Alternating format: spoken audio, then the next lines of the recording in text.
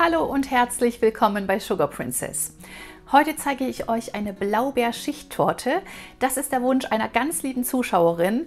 Den hat sie schon ewig lang her geäußert und jetzt endlich bin ich dazu gekommen, ein Rezept für sie zu kreieren. Ja, und diese Torte besteht aus einem leckeren Knusperboden, den ihr gar nicht mal backen müsst, und verschiedenen Schichten, und zwar eine Vanilleschicht, eine Blaubeerschicht und ein Blaubeerspiegel, und sie sieht einfach traumhaft schön aus und schmeckt super lecker fruchtig.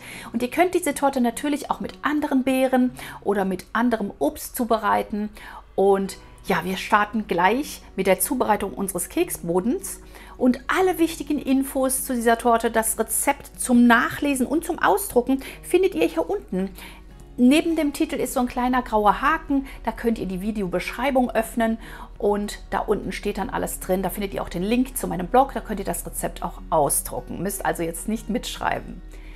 Ich verlinke euch den Blog auch nochmal hier oben auf dem kleinen i. Ja, und wenn ihr den Kanal noch nicht abonniert habt, dann vergesst bitte nicht, das jetzt nachzuholen. Kleine Glocke aktivieren, dann bekommt ihr alle Benachrichtigungen. Und jetzt starten wir. So, der Keksboden ist super schnell gezaubert. Wir brauchen dafür 135 Gramm Kekse. Da könnt ihr eure Lieblingskekse nehmen. Ich habe jetzt hier diese McVitie's Digestivkekse genommen. Die sind nicht ganz so süß. Dann braucht ihr 100 Gramm Butter und ihr benötigt 50 Gramm gehackte Mandeln. Und die Kekse, die wollen wir uns jetzt gerade erst noch im Mixer einfach mal durchmixen. Gerade nach Wunsch zerkleinern. Ihr könnt das natürlich auch im Gefrierbeutel machen, mit dem Rollholz drauf schlagen oder sie einfach per Hand zerkleinern. Die sind ziemlich mürbe hier, diese Kekse. Ganz wie ihr das haben wollt.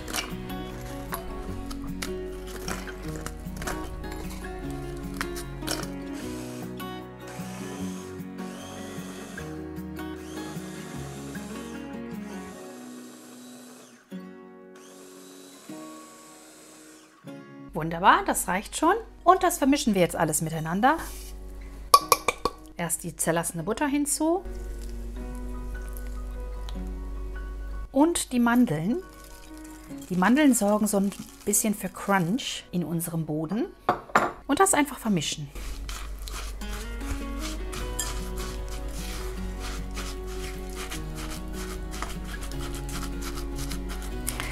So, unsere Masse ist schön homogen vermischt und man sieht, sie bleibt jetzt auch schön zusammen, wenn man sie so ein bisschen drückt. Und so wollen wir es ja haben. Wir nehmen uns jetzt unsere Form, 22 cm im Durchmesser, und geben den Boden schon in die Form. Das ist meine Form. Ich habe sie schon mit Tortenrandfolie ausgekleidet und hier unten habe ich eine Tortenpappe drin, damit ich nachher einfach die Torte direkt auf der Pappe habe und sie nicht noch verheben muss. Das geht bei so einem Boden nämlich immer ganz, ganz schlecht nur. Hier drunter ist ein Tortenretter und meine Drehplatte. Ganz wichtig eigentlich für das Handling der Torte, was oft nicht erklärt wird in den Videos. Selbstverständlich könnt ihr auch meinen Biskuit zubereiten, das halbe Rezept, und stattdessen den Biskuit unten hineinlegen oder aber eben beides. Ist auch eine Möglichkeit. Das hier ist ja so eine Art Mürbteig fast schon, schmeckt auch so oft so wie ein Mürbteig. Und unsere Masse, die geben wir uns jetzt hier in unsere vorbereitete Form. Wie gesagt, 22 cm im Durchmesser. Und die muss jetzt einfach nur möglichst gleichmäßig flach gedrückt werden. Da könnt ihr mit dem Spatel reingehen, wenn euer Spatel klein genug ist. Oder auch mit einem Glas oder auch mit einer Teigkarte. Und wirklich alles wunderschön festdrücken. Sollte die Masse am Spatel kleben bleiben, könnt ihr den Spatel so ein bisschen einölen, dann geht es besser. Und sobald unser Boden schön festgedrückt ist, kann er dann auch ein erstes Mal in die Kühlung, um sich zu festigen und den Boden für unsere leckere Torte zu bilden. Wunderbar, unser Boden ist fertig. Die Form darf jetzt erstmal kalt gestellt werden. So, für unsere Cremes brauchen wir natürlich Festigungsmittel. Ich verwende hier Gelatine, aber ihr könnt natürlich auch Agatine oder Agar-Agar oder irgendetwas anderes, was euch gefällt, verwenden. Ich habe jetzt hier für die erste Creme, für unsere helle Creme, 3 Blätter Gelatine. Ich lege die immer so ein bisschen über Kreuz übereinander. Da kommt jetzt kaltes Wasser hinzu.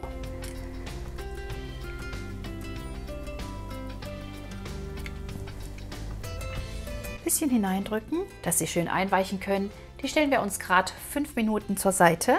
Und während die Gelatine einweicht, können wir hier schon unseren Frischkäse in die Schüssel geben. 400 Gramm. Ich nehme da gerne einfach einen milden Frischkäse, der nicht salzig ist.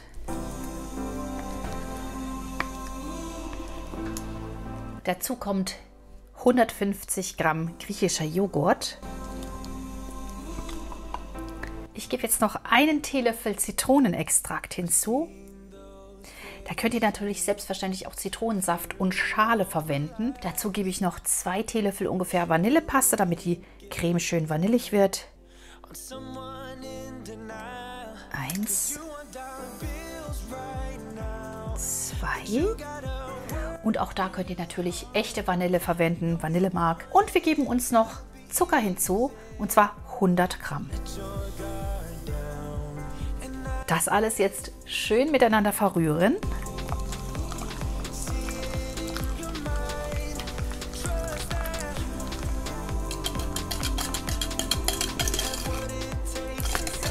Und am besten so lange verrühren, bis sich der Zucker aufgelöst hat. Wenn ihr habt, könnt ihr auch Puderzucker statt des Zuckers verwenden, dann geht das Ganze etwas schneller. Wunderschön, duftet schon super lecker. Jetzt brauchen wir unsere Gelatine wieder. Die 3 Blätter sind schön eingeweicht und wir drücken sie einfach geradeaus zwischen den Fingern und geben sie in ein Gefäß, entweder ein kleines Töpfchen oder eine Glasschüssel oder eine mikrowellenfeste Schüssel.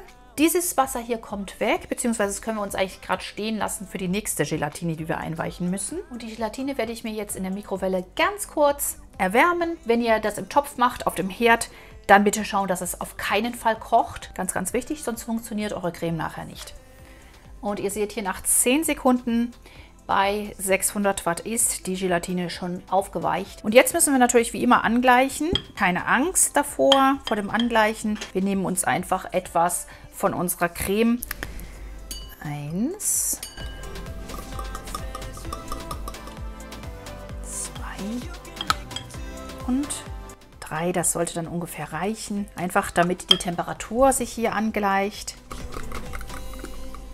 Das können wir auch mit der Hand so ein bisschen spüren. Es ist schon richtig. Und ja, das ist in Ordnung. Die Gelatine ist jetzt nicht mehr warm, sondern ganz schön abgekühlt. Und jetzt kann ich sie hier in unsere Creme dann auch einrühren. Und verrühre sie gerade mit rein. Wunderschön.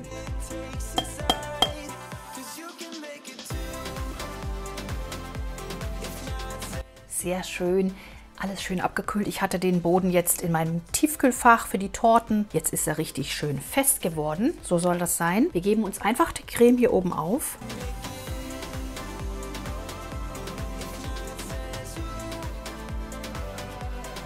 Und verstreichen die Creme wieder möglichst gleichmäßig auf dem Boden. Mit meinem kleinen Spatel geht das am besten. Wenn ihr keinen so kleinen Spatel habt, dann könnt ihr auch eine Teigkarte verwenden. Das geht dann auch ganz gut. So, unsere Schicht ist schön glatt gestrichen. Wieder muss die Torte jetzt in den Kühlschrank und in der Zeit können wir uns jetzt die nächste Creme zubereiten, unsere Blaubeercreme. Für die Blaubeercreme weiche ich mir jetzt wieder Gelatine in kaltem Wasser ein. 5 Blatt Gelatine, gerade beiseite stellen. Und jetzt gieße ich mir meine Waldheidelbeeren aus dem Glas ab. Waldheidelbeeren haben einfach den Vorteil, dass sie durchgefärbt sind und dass sie richtig eine schöne blaue Farbe ergeben. Also den Saft abgießen, den brauchen wir nachher noch. Jetzt nicht kleckern, ja, schön. Natürlich habe ich gekleckert. Ein bisschen abtropfen lassen. Ja, und unsere Heidelbeeren oder Blaubeeren, je nachdem, was ihr habt, die geben wir jetzt einfach mit 50 Gramm Zucker oder Zucker nach Belieben in einen Topf und kochen die gerade auf und dann werden sie püriert. Ihr könnt hier auch tiefgefrorene Blaubeeren oder auch ganz andere Früchte verwenden, zum Beispiel Himbeeren, Erdbeeren oder eine Früchtemischung oder eine Obstmischung. Also das ist wirklich ein sehr abwandelbares Rezept. Das müssen nicht unbedingt Blaubeeren sein. Ja, und ihr seht hier, sobald das aufgekocht ist einmal, dann löst sich auch der Zucker schön und die Heidelbeeren oder die Blaubeeren werden schön weich und lassen sich auch leicht zerdrücken. Und dann können wir das Ganze vom Herd nehmen und etwas abkühlen lassen und dann auch pürieren. Das könnt ihr mit dem Pürierstab machen oder auch natürlich im Thermomix oder in einem anderen Mixer. Gerade durchpürieren, lasst ihn ein wenig abkühlen und schaut, dass ihr am besten eine Schürze anzieht bei der Verarbeitung von Blaubeeren, weil die wirklich wahnsinnig färben.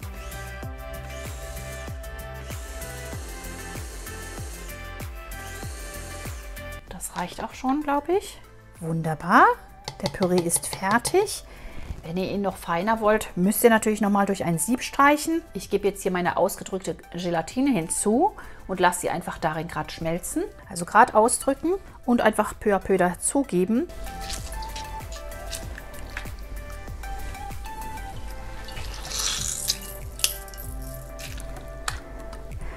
Das Wasser können wir jetzt wieder beiseite stellen. Und hier gerade unsere Gelatine hineinrühren. Und sollte die Mischung nicht mehr warm genug sein, könnt ihr sie gerade nochmal erwärmen in der Mikrowelle oder nochmal auf dem Herd, bis sich die Gelatine wirklich gut aufgelöst hat. Perfekt. Und jetzt geben wir uns wieder unseren Frischkäse in eine Schüssel. 300 Gramm diesmal. Und wieder 150 Gramm griechischen Joghurt.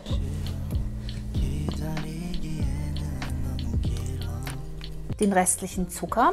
Da könnt ihr auch weniger verwenden. Ich nehme jetzt hier 100 Gramm, aber mir scheint es so ein bisschen viel. Also ihr könnt es vielleicht noch reduzieren. Dann geben wir noch mal etwas Zitronenextrakt hinzu. Und auch da, wie gesagt, könnt ihr gerne Schale und etwas Saft verwenden. 1 Teelöffel Extrakt. Und auch das rühren wir uns jetzt wieder schön glatt.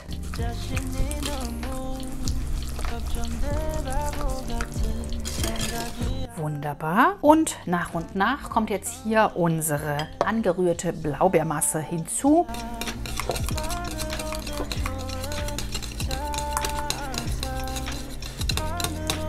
Und ihr seht, bei mir sind noch so kleine Blaubeerpünktchen mit drin. Wer das nicht so haben möchte, der sollte die Masse einfach vorher noch durch ein Sieb streichen oder wirklich ganz sorgfältig und lange pürieren in einem Hochleistungsgerät. Und an dieser Stelle könntet ihr jetzt auch theoretisch vorher die Masse aufteilen und verschiedene Farben herstellen. Also die Torte noch mit mehr Schichten versehen. Und diese Masse gießen wir jetzt auf unseren bereits fest gewordenen Vanilleboden. Sehr schön fest geworden. Bitte immer erst prüfen. Und jetzt können wir unsere Schicht darauf geben, vorsichtig natürlich. Und wirklich immer nur dann drauf geben, wenn wirklich die untere Schicht fest ist. Sonst verlaufen sie euch und dann sieht das Ganze nicht mehr so schön aus, wie es sein könnte.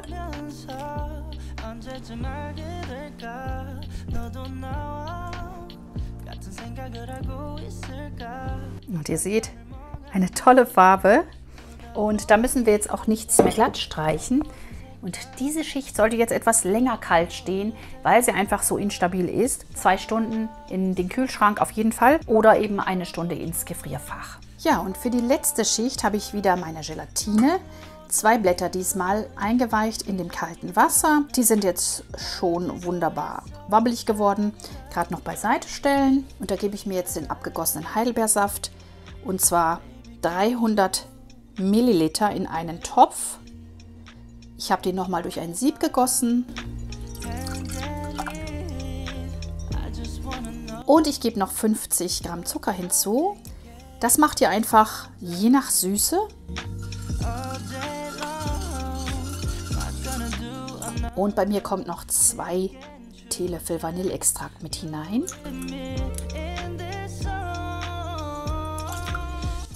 Gerade nur so lange erhitzen, bis sich der Zucker aufgelöst hat. Das reicht dann auch schon.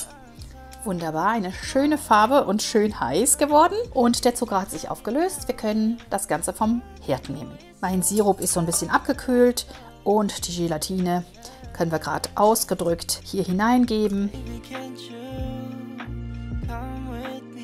Jetzt muss das Ganze noch so ein bisschen abkühlen, denn so ganz heiß wollen wir das nicht auf unsere Torte gießen, sonst riskieren wir, dass sich die Schichten vermischen. Bisschen warten noch und dann über die Torte fließen lassen. So, die Torte ist bei mir jetzt schön 1 Stunde im Tiefkühler gewesen und sie ist recht fest. Natürlich muss man trotzdem ein bisschen aufpassen, wenn man jetzt den Guss hier oben aufgibt. Den wirklich gut abkühlen lassen, dass er nicht mehr dampft auf jeden Fall und dann über einen Löffel auf diese oberste Schicht fließen lassen. Vorsichtig.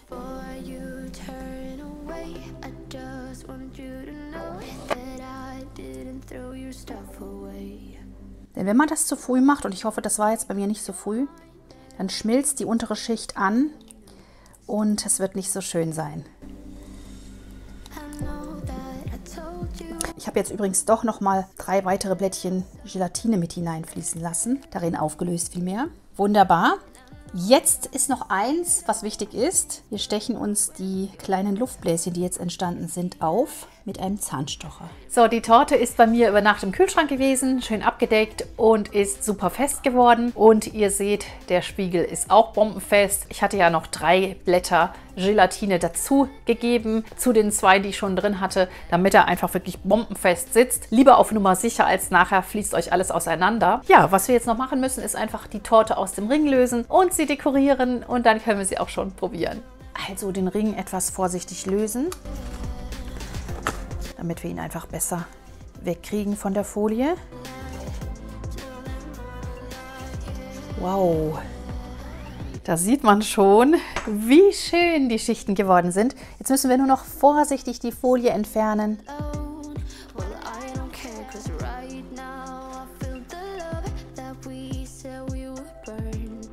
Ja, los geht's. Hier sind meine Blaubeeren und ich werde diese Torte etwas moderner dekorieren als die üblichen Torten. Einfach einen Halbmond, beziehungsweise auf der halben Seite der Torte werde ich meine Blaubeeren und meine andere Deko anordnen. Dann habe ich hier so Merengen, diese kleinen süßen Baiser-Küsse gekauft. Die könnt ihr auch selber machen.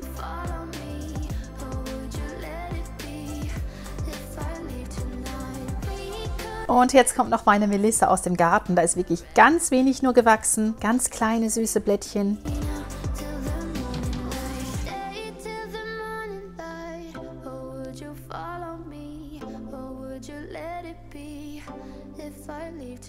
Eine allerletzte Blaubeere noch, um hier den Stiel zu verdecken. Und meine Torte ist fertig und wir können sie probieren. Dann lasst uns mal anschneiden. Can I tell you what's been on my mind? Sick and tired of the 9 to 5 in the city light.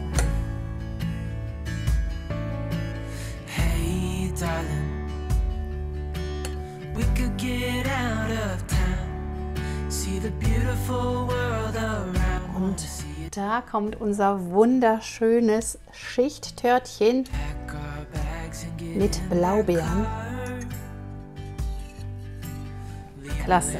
Mega! Ich finde die Torte richtig schön. Ich mag so moderne Torten auch sehr, sehr gerne. Ich mache ja meistens klassische Torten, aber diese modernen Schichttorten gefallen mir sehr, sehr gut. Ich finde es einfach eine wunderschöne Optik. Und wie immer möchte ich natürlich auch für euch probieren und euch zeigen, wie sie schmeckt. Wunderschönes Stück. Ein knuspriger Boden und sehr süße und fruchtige Schichten. Einfach toll. Also super fruchtig. Mir läuft immer noch das Wasser so im Mund zusammen von dieser Frucht und von dem Knusperboden. Super lecker, sehr cremig, total lecker mit diesem Spiegel hier oben.